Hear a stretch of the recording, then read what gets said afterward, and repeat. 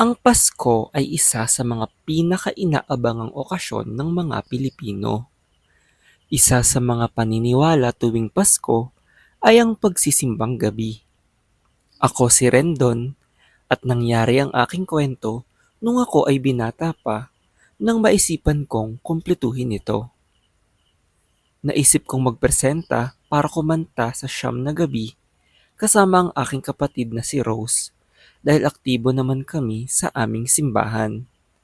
Sa hindi inaasahang panahon ay mababalot pala ng katatakutan ang aming karanasan sa simbang gabi. Bata pa lang kami ni Rose ay madasalin na siya, kaya siya ang nag-aaya sa akin na maging aktibo sa simbahan. Dahil mahilig ako kumanta, ay naisipan kong sumali sa choir habang si Rose naman ay nagboluntaryo na maging tagabasa. Sa kalaunan ay naging miyembro din ng choir si Rose at yon ang aming naging kontribusyon sa aming simbahan. Simula bata pa kami ay hindi kami nagmiminti sa pagsisimba tuwing linggo, ngunit hindi namin nakukumpleto ang simbang gabi. Sa aming baryo kasi ay may usap-usapan na maraming kababalaghan ang nagaganap tuwing magpapasko, lalo na sa aming simbahan. Marami pa din ang nagsisimba sa ganong panahon, ngunit kaunti lang ang nagboboluntaryo na tumao kapag simbang gabi. May kaluluwa ng babae daw kasing laging nagpaparamdam sa simbahan at kadalasang ang nakakakita dito ay ang mga kumakanta at mga tagabasa. Tanging ang dating kura paroko lang daw ang nakakaalam ng tunay na nangyari sa kaluluwa ng babaeng iyon. Dahil tumatanda na kami ni Rose, ay hindi na kami gaanong naniniwala sa mga sabi-sabi, kaya kami ang nagpresenta na kumanta sa simbang gabi. Hindi namin aakalain na totoo pala ang mga babala sa amin at magpaparamdam nga ang kaluluwa ng babae. Naisipan namin ni Rose na mag-ensayo bago ang misa ng madaling araw. Kaming dalawa na ang nagsindi ng mga ilaw at nakaramdam agad kami ng tila may nanonood sa amin. Inalis namin ang takot namin at nagpatuloy na lang sa pagkanta. Saktong dumating na din ang pari at ang mga tagabasa, kaya nabawasan ang aming takot. Naririnig naming nagbubulungan ang mga ito tungkol sa pagpapakita ng multo. Hindi ko ito pinansin nung una hanggang sa makita ito nung misa na. May isang imahe ng babae na nanlilisik ang mga mata sa likod ng mga nagsisimba. Sa una ay hindi pa ito gaanong halata, ngunit kinalabit ako ng patagon ni Rose at dun ko ito napansin. Maya-maya ay nakita kong nakatitig na ito sa amin. Hindi ko mapigilan ng aking pangingilabot sa takot at halata na sa aking boses ang panginginig. Kinakalma namin ni Rose ang aming mga sarili at nagkatinginan na lang kami ng ibang tagabasa. Naisip na lang naming huwag pansinin ang aming nakikita.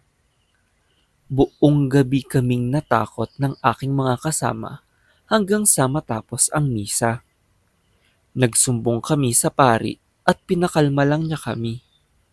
Lingid sa aming kaalaman, ay ilang gabi pa pala namin iindain ang mga pagpapakita ng misteryosong kaluluwa. Napaisip ako kung babalik pa ba kami ni Rose para ipagpatuloy ang pagkanta sa simbahan. Siya lang ang namilit sa akin dahil nangako na kami sa pari kaya tinuloy na namin. Naisip namin na magdasal na lang muna para hindi magpakita ang kaluluwa. Ganun din kasi ang naging bilin sa amin ng pari, kaya naman naisipan namin ni Rose at ng ibang tagabasa na magdasal muna ng sabay-sabay pagdating namin sa simbahan. Ilang gabi din itong gumana at hindi nagpakita ang kaluluwa ng babae. Ngunit isang gabi ay pinauna ko si Rose na magdasal at saktong na late ang iba naming kasama kaya mag-isa lang sa simbahan si Rose. Dahil sa takot ay naisipan na lang niyang magdasal mag-isa ngunit hindi niya inaasahang magpapakita sa kanya ang kaluluwa. Tumambad ang muka ng babae sa gilid ni Rose habang nagdadasal siya. Ang pinaka nakakatakot pa ay tila sinasabayan daw siya nitong magdasal. Pagdilat ni Rose ay hindi na niya nakita ang kaluluwa at tila naglaho na lang ito na parang bula. Hindi makapaniwala si Rose at takot na takot siyang lumapit sa amin para ikwento ang nangyari sa kanya. Simula nun ay hindi na siya pumayag na mauna at maiwan mag-isa. Dun namin naisip na lumapit na sa aming kura paroko tungkol sa kaluluwa. Sa una ay nag-aalangan magkwento ang pari, ngunit kinumbinsi namin siya na ikwento ang totoong nangyari. Pumayag siya at saktong huling simbang gabi na nun at pinulong niya kami para sa totoong kwento tungkol sa kaluluwa ng babae. Bago pa daw siya maging pari sa aming bayan, ay kilala na ang kwento ng babae. Sinasabing ang babae daw ay nagkaroon ng pinagbabawal na relasyon sa dating kura paroko ng simbahan. Nang malamang buntis ang babae, ay hiniwalayan na ito ng pari. Malaki na ang tiyan ng babae at magpapasko na nang nagmakaawa siya sa pari hanggang sa tumalon ito sa kanyang kamatayan. Simula daw nun ay umalis na ang pari at ang kaluluwa ng babae ay nagsimulang magparamdam sa simbahan tuwing magpapasko. Simula nun ay taon-taon na daw nagpaparamdam ang kaluluwa ng babae sa sino mang nagtatrabaho sa simbahan, lalo na sa mga pari dito.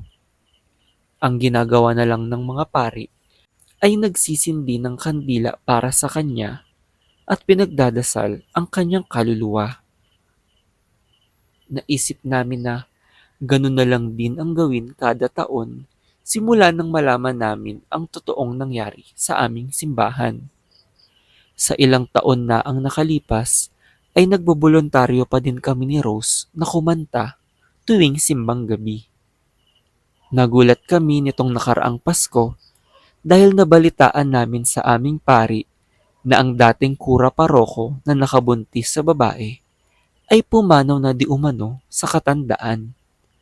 Simula nun ay hindi na nagparamdam pa muli ang kaluluwa ng babae.